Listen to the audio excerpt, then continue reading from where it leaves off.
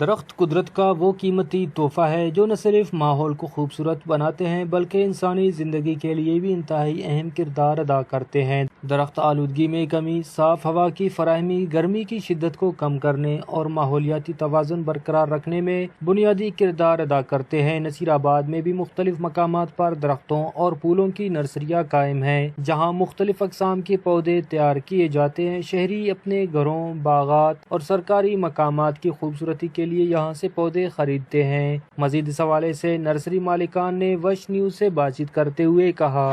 سال بسن داد الکن مالو پہ نہ سکے جگہ والا مال نن تو فروٹ والا بھی ارے درخت بھی ارے سیخا والا ہے گل ارے خوشبو والا بغیر خوشبو والا دا علاقہ ٹی پپل نہ درخت جو ہے نم ہیلو لیسوڑا وغیرہ نہ سیخا کے بعد جو ہے شاؤں کٹ ننیا دا کندیر درخت ہے تو لیما نہ چلے ایک درخت فروٹ ٹی یہ لو درخت سیخا والا کونا چلے کہ لو نم چلے بیدا بھی چلے رہا اگست ٹی خالنگ نہ موسم میں جو ہے سرکار نہ طرف جنگلات والا ننیا وقت کپس تعاون کیر تو نہ دا بلوچستان خوشحال ہیں سرسبز انشاءاللہ جوڑ کے انہیں تو گڑا تعاون کیر درخت تیر نن بھی داڑے ریلیف دینا عوام میں۔ درخت صرف خوبصورتی کا ذریعہ نہیں بلکہ زندگی کی بقا کے لیے ضروری ہے۔ نصیر آباد جیسے گرم علاقوں میں شجرکاری کی اہمیت مزید بڑھ جاتی ہے اگر حکومتی ادارے اور شہری مل کر پودوں کی حفاظت اور افزائش پر توجہ دیں تو آنے والی نسلوں کے لیے ماحول کو بہتر بنایا جا سکتا ہے۔ محکمہ جنگلات کو بھی چاہیے کہ ان نرسریوں کی طرف بھی توجہ دے کر درختوں کی افزائش کے لیے آگاہی فراہم کیے جائیں اور درخت بھی فراہم کر کے نصیر آباد کو مزید سرسبز بنایا جا سکے۔